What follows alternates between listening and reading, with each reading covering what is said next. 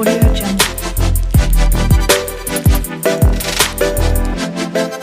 experts. Welcome to our amazing episode with Renee from RKJ Designs, the founder of her own fashion brand. We are so excited to have you, Renee, and cannot wait to get into the topics of today. I wanted to Easter egg Paris Fashion Week because we got so excited as we were doing research for this episode and can't wait to ask you all about it. But we're going to get through the origin story, the inspiration behind the brand, challenges throughout your time building this business, and of course, all the fun, creative lessons learned along the way. So we're so excited to speak with you. Thank you for being here. Yeah, thank you guys for having me. Again, it's such an honor. I'm just so happy to be talking about RKJ. It's been almost like a year since I first started. I guess inception or even the origin started way before that, honestly. It all started, I feel like it was like in high school. I remember, going into high school feeling like I had to kind of fit in. It wasn't even just how I looked. It was like making an active effort to make sure I fit in. And that was by what I was wearing. It was telling my mom, I want to make sure that I'm wearing these particular outfits, these particular clothes because X, Y, and Z are wearing them. Or I don't want to wear this branded outfits because I don't want to stand out. I was so worried about looking different or feeling different because I was scared of that word different, and now I realize 10 years later, being different is so beautiful. But at that time, I wish I could tell, 15-year-old Renee that different is not always a bad thing, but different to Renee at that time was so scary and so unknown. So I always think about that. At that time, I was so naive and I was so worried about wanting to fit in. I was always buying the clothes that everyone was wearing. I didn't really think about fashion as a unique means of expressing myself, like how I do right now. I was so focused on fitting in, not expressing who I was, not wanting to be Indian. I remember hiding that part of me. I didn't really have many Indian friends growing up in Wisconsin. I did do Bharatanatyam. I felt like my parents did an amazing job at teaching me the culture at home. And like I got to learn about the scriptures of Hindu mythology and learning about the gods and goddesses. And my dad, who's a Christian from Kerala, I also got to learn the beautiful religion about that and how it intertwined in Indian culture. But I also felt that disconnect about not being American enough. And I feel like a lot of individuals who are like us also feel that way. And many individuals who were born in India who came here maybe later in life probably felt that way too. And that also kind of translates to what we wear and maybe the makeup, how we talk, how we interact with people. It all really plays a huge part to it. And it wasn't until I entered college, I realized that there was a lot of people who were like me. It wasn't just me who kind of felt like I was alone. And I think that gave me some kind of peace to mind. I was like, wow, I finally feel a little bit heard. And it was kind of what we were talking before. Having those discussions are so important because it destigmatizes that inherent barrier between us. You realize that there are people like you. There are people that actually understand you more. I want to maybe feel more expressive. So I was like, okay, maybe it's cool to do an Indian dance team. Maybe it's cool to listen to Indian music.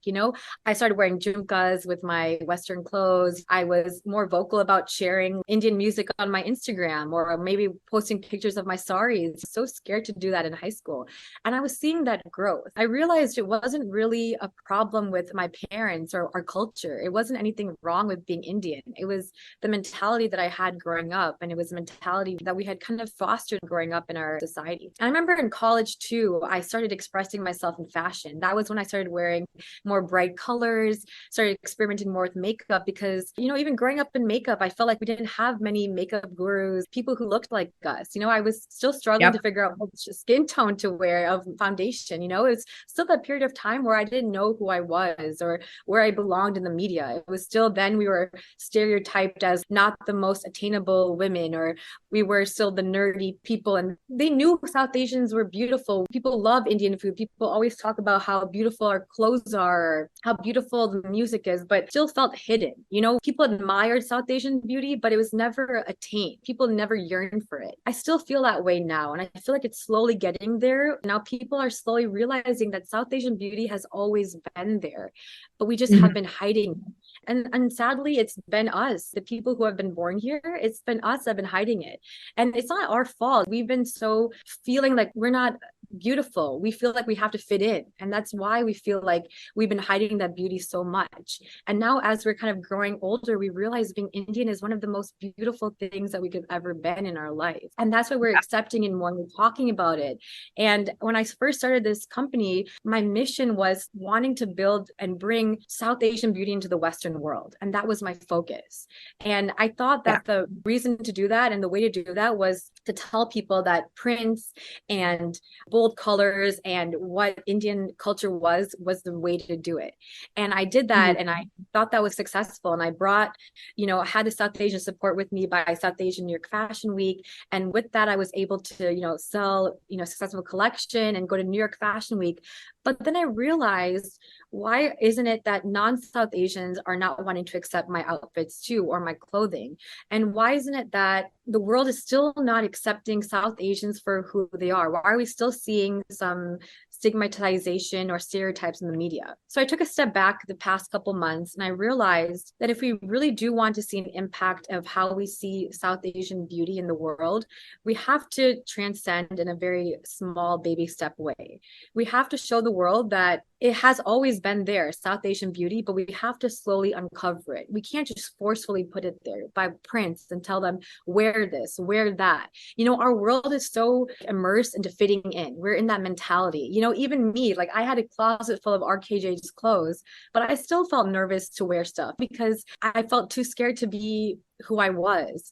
So this new line I'm showing in Paris Fashion Week, I'm showing that South Asian beauty in a more subtle way. So for example, one of my outfits is like a very satin white dress, but with the jasmine gloves and a jasmine like embroidery design. And I'm showing that subtle South Asian beauty in that sense. I want Zendaya to wear this, and I want people to show the world that Zendaya is showing us that her wearing South Asian beauty is gorgeous. And if Zendaya can wear it, maybe X, Y, and Z can wear it. But not only can, Renee, who is South Asian, but also Zendaya, Ryan Gosling, or Rachel McAdams, or Taylor Swift, like everyone can wear it. And that's the thing. We built this border. We built this wall up. And it wasn't just the non-South Asians versus South Asians, but it was the South Asians versus the South Asians. We built this border up from ourselves. So it's now this time for me to take a step back and understand that to destroy that wall, we have to kind of do it step by step. And we have to re-immerse our culture in a more well-defined way. That's kind of my revisioning and rebranding. Another thing RKJ is doing is bringing in a more inclusive route in the Western world. So we're starting a model boot camp for anybody who's interested in being a model, who doesn't have any experience. We're teaching them how to be a model, giving them model experiences, giving them brands to work with, giving them model workshops for photography and videography, how to walk, how to approach photographers. So giving them that runway, that leverage to get into that world, because unfortunately in this world of modeling and fashion, there is no support, so really want to be that leverage for them. That's amazing. Wow. So many thoughts.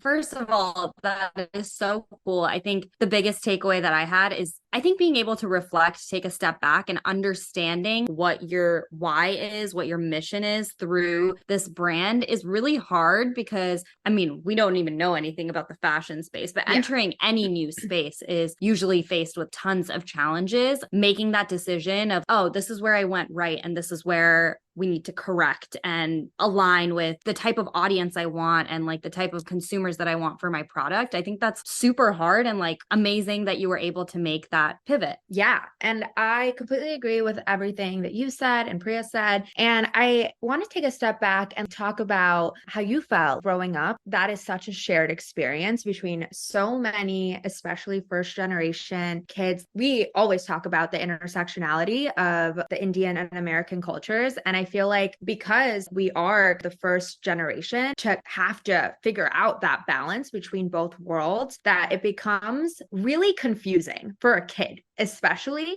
you're just told to blend in. All you want to do, you don't want to stand out. You just want to blend in, just be cool. It's such a shared experience that growing up, it'd be like, everyone started wearing a Hollister. Oh my God, I want to wear a Hollister too, because that's what everyone else likes. Even though I look back and I'm like, why did I wear the same sweatshirt for 3 months? Like beg parents for you on your birthday. And it's like, this is not did cute. I have a life? Probably not. I just wanted it because it said Hollister. Yeah. It's literally just for acceptance. And it's like the amount of things that we did for that acceptance. Now looking back, it's like not one thing, it's almost everything. A lot of these things that we kind of did in a micro way that we didn't realize, micro passiveness, kind of showcased to me later on in life as I was trying to understand myself. I feel like because I was so used to being adaptive growing up and configuring to what people around me, it took me a while in my adult years to figure out who I actually was, what I actually liked, because I was so used to growing up doing what I thought I wanted to do to fit in. So I didn't realize that later on in my life that it impacted so much in my childhood. And that's the thing. I want it to be in a way for our younger generation that they don't have to have those issues. I want them to see Zendaya or people they look up to like Selena Gomez and they're like, wow, they're wearing a South Asian designer that has really cool embroidery prints. I have that similar look on my lehenga. Like I feel really cool. You know, I want that kind of experience. I'm just imagining like 10-year-old Renee seeing Selena Gomez on the red carpet. She was my idol, you know, and if I saw her wearing something remotely South Asian, even if it was like one glove, I would have been like the coolest girl ever. You know what I mean? Like that confidence. Maybe I wouldn't have wore that Hollister shirt that day because I'd have been like, I want to feel different. Even that one remote change for that girl or that boy, that younger person, that can make such an incremental difference to someone's confidence. And I feel like I didn't realize confidence comes from the way you are brought up, the way you think, the way you feel about yourself. And the way you build yourself, your confidence is the way you treat other people around you, the way you support those around you. And right now, if we want to support the South Asian community and we want to build each other up, we have to build that confidence within so we can build the confidence with each other, you know? And that's what I think we need to do as a community.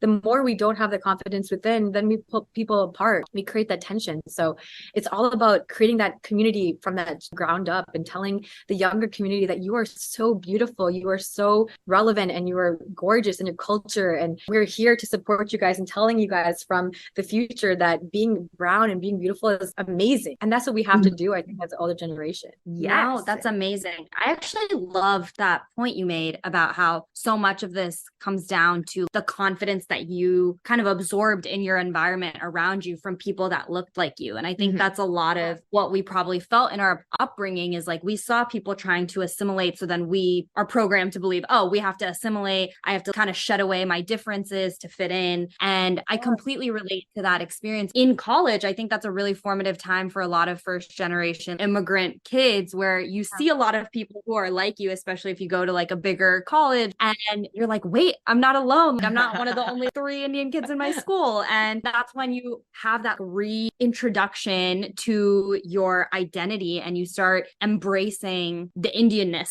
about you.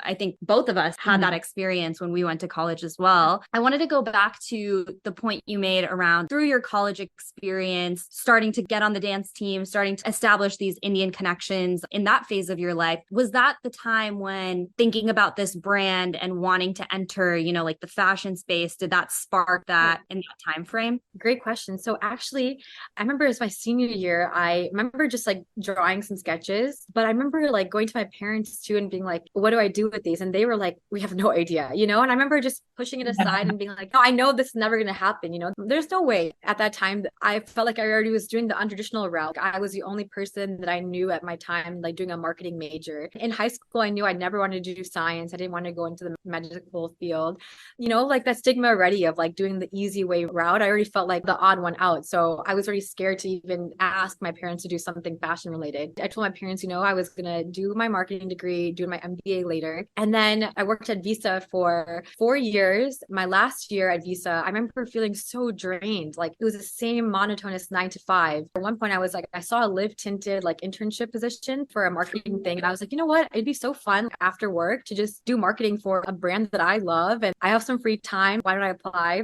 I like didn't get the position. And honestly, I was telling my friend, like the girl who got it, she literally is amazing. And I knew it's like God has his own ways. But my roommate at the time, she knew these 2 women who started their own company called Ria Collective. And they were doing Rent the Runway for like Indian designer clothes. And they were a startup company in SF and they needed someone to do free social media stuff for them. And I remember I just didn't get the live tinted position. So I was like, okay, like I really have nothing to do. I've always liked fashion.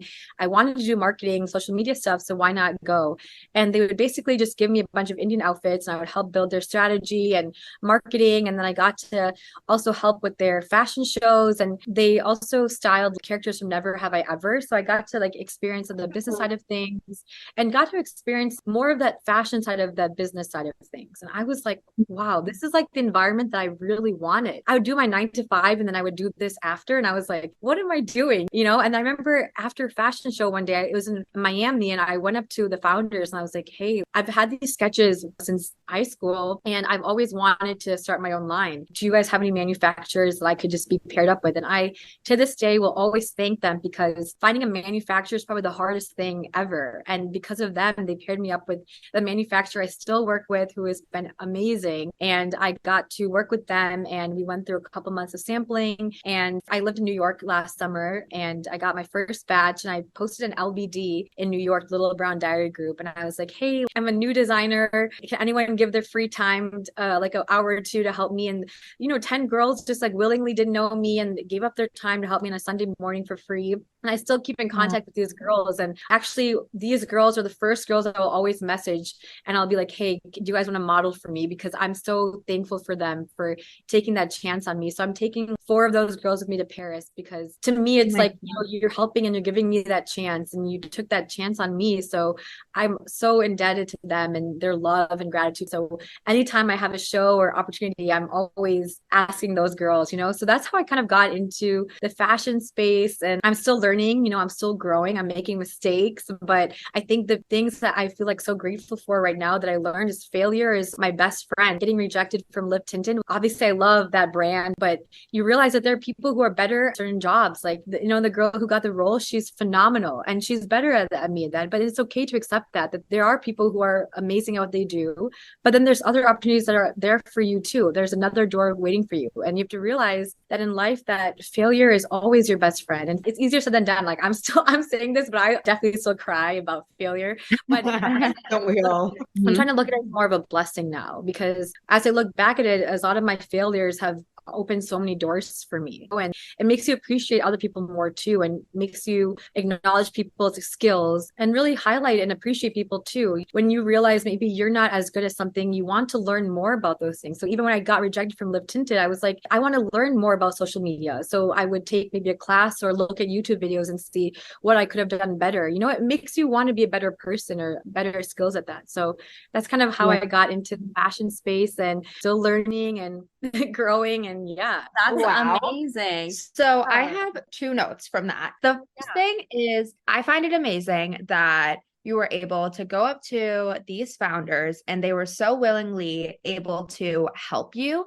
And I feel like that is so notable, because it's women helping women. And we just need more of that, especially, I want to say, in the South Asian space. That is going to be a catalyst to so many people's success, is just sharing the wealth of knowledge that people have. Who's to say there can't be 2 amazing fashion designers? Who's to say there can't be a million amazing South Asian fashion designers? That is more just of that, exactly. Like, we need more collaboration like that. Ultimately, those connections will take you so far mutually. And I think that's just something that people have to start putting it on themselves, to like also be that person for others, which is exactly what you did with the girls that volunteered for you initially. And now you're able to, share your success with them. And I just find that so beautiful, so amazing, and something that's truly an example for other industries. Even if at the time it seems small, long term, it could mean the world to someone and change people's lives. Yeah. And it just really teaches you that things come full circle. To your point about failure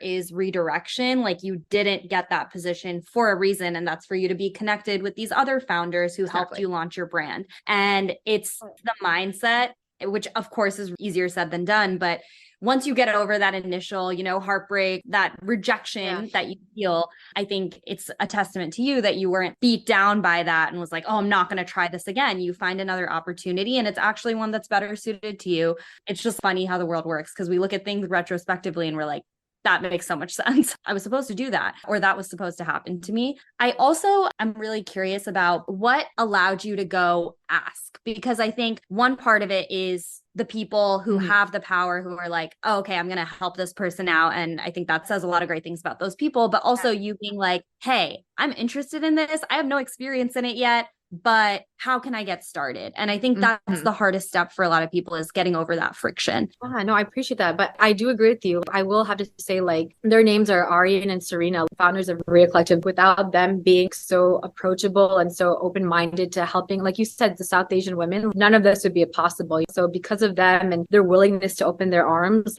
100%, I totally want to agree with that as well. I think another part of that is, I feel like a part of me growing up, I've always felt this thing of like, what's the worst that can happen is that they say no. Growing up, I feel like I was so used to, this is going to be so melodramatic, but I feel like I was so used to like feeling rejected in some kind of way. So for example, when I was growing up, I had a lot of facial hair to the point where I feel like I was bullied constantly. And I always kind of felt like I was not attractive or not pretty. And like I would be called those names. I always felt very low about myself. So I knew that I already felt like the bottom. I already felt like this was the worst that it could get. And when I was in high school, I was going through a lot of different personal mental health issues that kind of made me not able to go to the college that I actually wanted to get into. As a girl in the community, I remember having to transfer to a school that wasn't a reputable school in the South Asian community. And I remember getting a lot of judgment from like our friends and family. I remember already feeling rejected by that. So I was kind of like, I already know that it doesn't matter what people think, like I kind of accepted it. And I knew that when I asked them, I was like, what's the worst that can happen? I've been into this world where I already have looked different. I already have felt the worst that I could have growing up. I've already, not been able to go to school I wanted. And I felt that pressure from aunties and uncles. Like, what's the worst that could happen if I don't take a chance on what I've always wanted to do? And I think that's the most important thing is if you don't believe in yourself, if you decide who gets to hurt you, that's when you don't have control of your life. At that moment in Miami, I was like, I either can be afraid and not take this risk and ask and be scared like I always was growing up because I was scared of what other people thought, or I can just be like, who cares? Like, what's the worst that could happen? They say no and we have a bad relationship. But at least for the first time, I'm not being scared of standing out or being something different because I was so scared of doing that for my whole life. That's amazing. I was having this conversation with one of our other roommates the other day, and I was like, I have a somewhat similar experience where I felt like I experienced a lot of like failure and rejection growing up, where I'm like, it doesn't faze me as much anymore. And when you're in the thick of it, when you're younger, you're like, why does this keep happening to me? Like, but it's so funny because now I'm like, failure, whatever. Been there, seen that. It's just like resilience, right? Like that's what it teaches you. And I think that's really amazing. And we don't hear enough of that, especially South Asian women. You're just taught to be timid. And like sometimes it's just asking for what you want that makes the biggest difference. I think that's a great, really powerful mentality to have. I have just a question surrounding the boot camp that you guys are starting. What was the actual inspiration behind that? I know you mentioned that a lot of it is just like barrier to entry and like you want to make, the fashion space just more accessible to people that are interested and maybe not easily getting opportunities. But was there anything else that kind of contributed to wanting to start that? And how does that work along with the actual fashion component? Yeah. So I think we just had a lot of people kind of DM us and ask us, oh, how do we get into modeling? Can we model for RKJ? And how RKJ does their models is we have like our model database where we ask everyone to just have their name, their contact information, a little bit description about themselves, but we don't ask for their pictures or anything physical about them because genuinely we do believe that everyone is beautiful. We don't need to see proof of a picture. I don't need to see digitals. I know that you're beautiful, So, and what I do is I do a random selection. So for example, if I have a South Asian New York Fashion Week, I'll do a random number selection on Google and then I'll contact that person and I'll say, hey, like, are you available to come to the show? And this way it also makes people not feel scared. They don't feel that restriction because they don't have all of these forms to fill out, But when we were getting these applications, a lot of people were having questions about like, we don't have experience. We don't know how to start. Like we're nervous. I was realizing there's no support system for South Asian, especially women who want to go in this industry. So we first did like a town hall where I got some of the RKJ models to do an open discussion where I had people ask questions and we talked about how to get into modeling and it turned out really well. And a lot of people really liked it and they wanted some more stuff about that. And I was like, you know what, it'd be a really good idea. And one of my other model friends who's an RKJ model, Alicia and Slaisha, we all got on a call and we came up with this idea of like doing this model boot camp where we can have a 2-day boot camp in New York for any South Asian women who are interested in entering in the the space. And we provide them one-on-one of how to get into the modeling space, how to get with brands, do a photo shoot with them, building that confidence, how to do finances, how to be aware of like sexual assault and like stuff like this, like really important stuff to know. Because sometimes like when you go into an agency, when there's not many people that look like you, it can be scary. So having that kind of prep is so important, I think. And like you said, I think it's so important for us right now to support each other. You know, I want to be able to help in any way. And like in this fashion space, I want to see more South Asian models.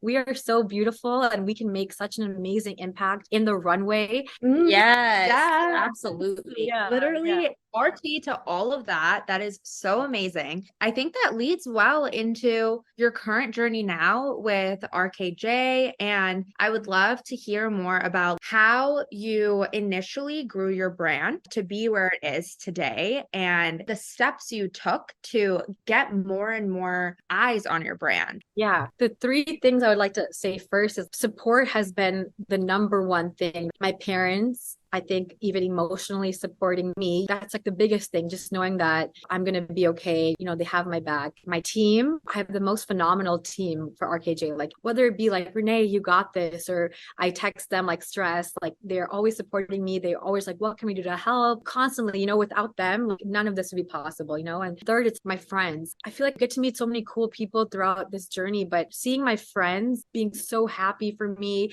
And I remember at one of my New York fashion shows, my friends would tear up. I don't know, just seeing them being so supportive. And like when I remember like them running around and like always asking, you know, I think because of them is like the reason why I'm able to be where I am today. And I think the reason why I have this visibility is because I have this support of that confidence. You know, I feel like it's so scary to put yourself out there, but when you have that hug of confidence, you feel that like leverage to be like, I can be myself. I feel okay to post 3 times a day because I know that my friends are hyping me up. I know that my best friends are like, you got this, Renee, like we're supporting you. We're going to post your story or we're commenting on it, you know, because that really does make a difference. I was so insecure growing up and I was so scared of putting myself out there. But when you know that your friends are waiting for you or waiting for that drop, that makes a big difference. You know, visibility is all about how you brand yourself too. And it's like connecting with people and communication and like working with people. Like I want to be very intentional with who I work with.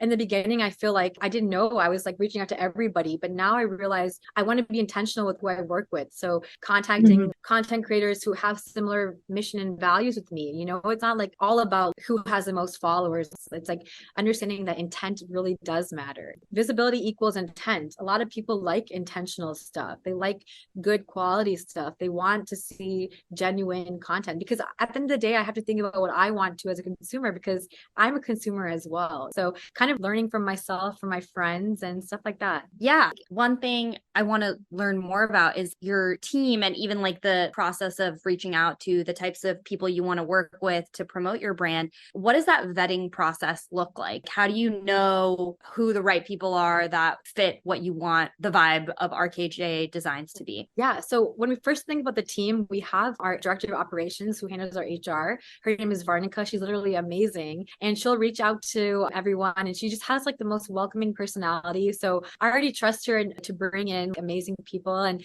she first vets them out and then she looks at their resume to see their skill sets. And then we talk to them the second round to see about the personality, you know, and personality means how they work in a setting, you know, like even if they have the most amazing skills, I want to see their vision and mission. Do they have the same kind of ideologies as the company? Not just as me, but I want to see, do they have the same as the company? Because maybe even I sometimes might misalign with the company. I want someone who will call me out when I misalign. There has been times where my team, Varnika and Ramya, they have definitely called me out when they have been like, Renee, you're misaligning your intentions with the company. And I need someone who will be like that, you know, and that's important to have someone on the team that consistently knows that their position also aligns with the values. So we do that. And we also do a little activity to see about the creative side of things. So if we do marketing, what kind of ideas do they have based on our competitors, or what ideas do they have when it comes to styling clothes? And we have amazing design directors who are so phenomenal at sketching. And I'm just like, wow, like where have you guys been doing? And like some of our design directors like want to start their own brand. And that's the most beautiful thing is we work together and we know that us through working together, they're going to split off by themselves at one point. They're going to make their own brand. But we know that this is something that we need to be working together because when we work together, that's when all 3 of our brands are going to be most successful.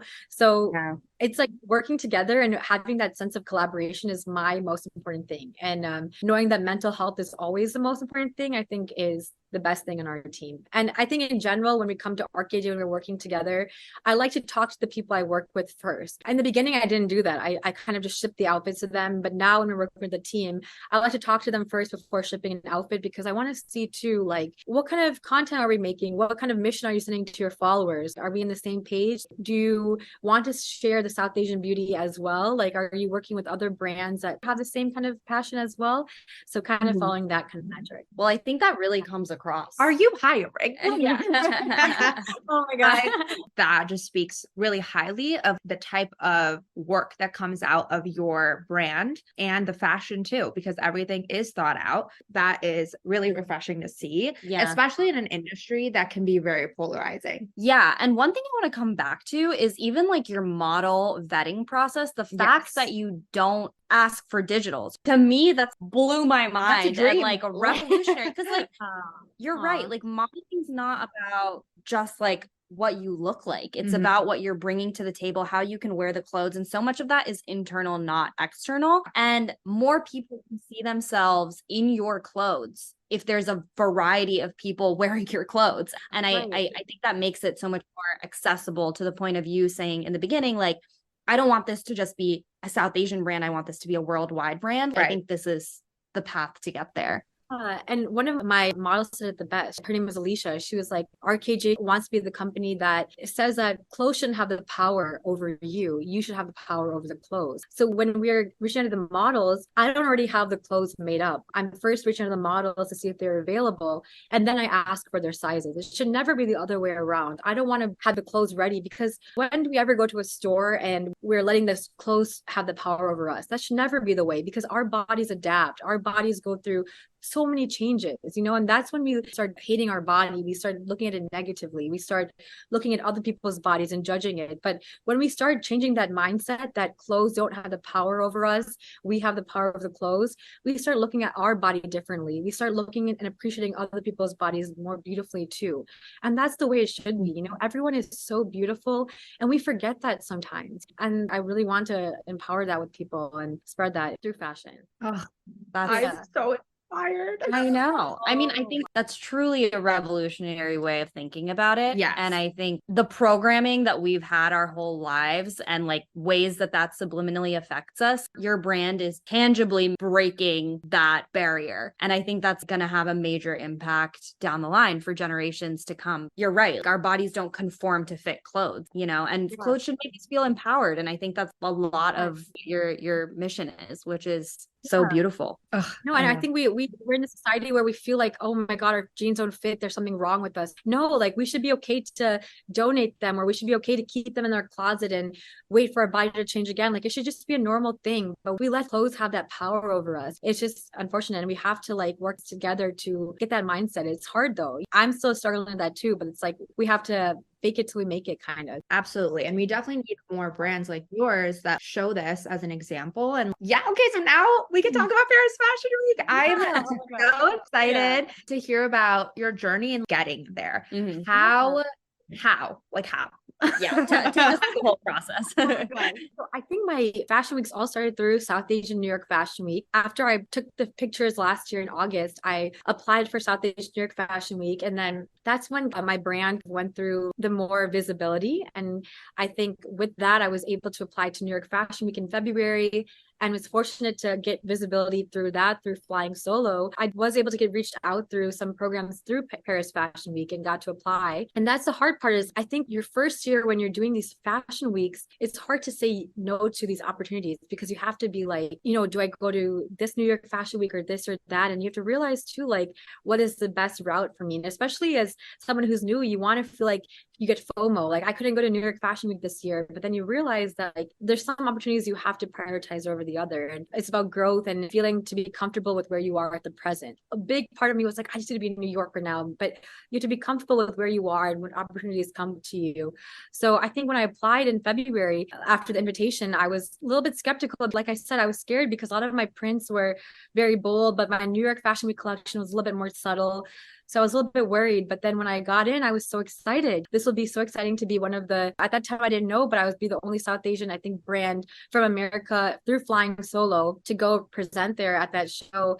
And I went through a lot of emotions because I didn't know what I wanted. I knew I wanted to change something with RKJ. I was really confused. I was like, do I want to go in a Parisian element? Do I want to do this or that? I was so confused who I was. And then I had to take a pause and I'd be like, what do I want? So I think that's kind of what my process was through Paris. And with my amazing design director, Jeffia, we've been like taking the past 2 months to make new clothes. And like, we've been working with photographers and videographers in Paris and brands in Paris. And it's been so exciting, but it's been really crazy though, but it's been exciting. Well, that is so exciting and we can't wait to follow along. So actually, I really want to understand the technical, like manufacturing, all the nitty gritty details. You do the designs with your designer, but how do you get what's on paper into a physical clothing item? Yeah. Okay. So what happens is we do the design, then we do like a fabric mock-up where we sit with my design director and we like go through what fabric we want to do.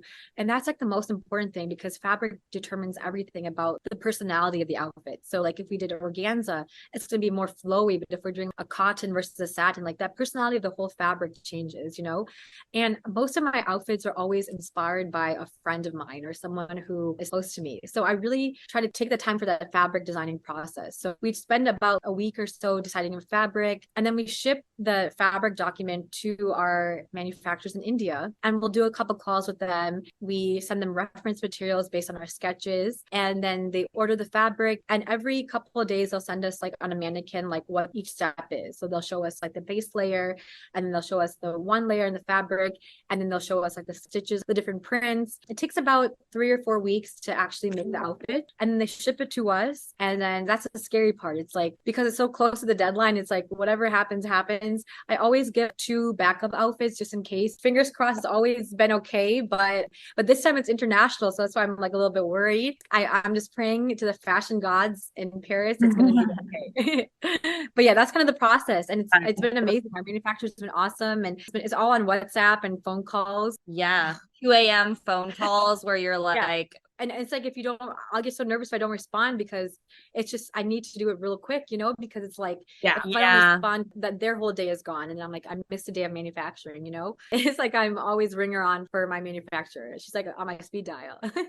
Yeah. And what do you feel like are some of your biggest struggles that you've experienced and challenges that you've had to overcome throughout this process? Yeah, I think a lot of people forget too, like even I forget that sometimes the biggest challenge is as a South Asian, or even as a woman entrepreneur, is being a woman. You feel like you have to have these expectations, like you have to show the world that you're okay because you feel like you have so many people not believing in you. Even nowadays, when I do this full time, I'll still get a remark like, oh, she's unemployed. But it's like, I'm doing this full time. But I know if like a man was doing his own company, I don't know if you'd get those remarks. In the beginning, I kind of joke around about it, but now I kind of am like, what do you mean? Like I have like my own company, but those are some challenges I feel like are maybe not as inherent maybe to other people, but to me, it does play a little bit of my confidence. I'm like, why does it seem like so insignificant what I'm doing? I quit my job and that was such a monumental thing for me. And I took a risk to take from my own company while I'm doing school, but I feel so easily disregarded. And I really don't like that. And the second thing is I also feel like because of those comments, when I do go through mental health challenges, I feel like I have to pretend that I'm really okay. I feel guilty taking a step back when I'm having a mental health week or a couple of days. I'm like, oh my God, if I'm not doing okay, people are going to think that I'm weak, or people are going to think, oh, see, it's just like a silly thing for her on the side. And that's the thing I feel like a big challenge is this past year, I've also gone through a lot of personal changes too.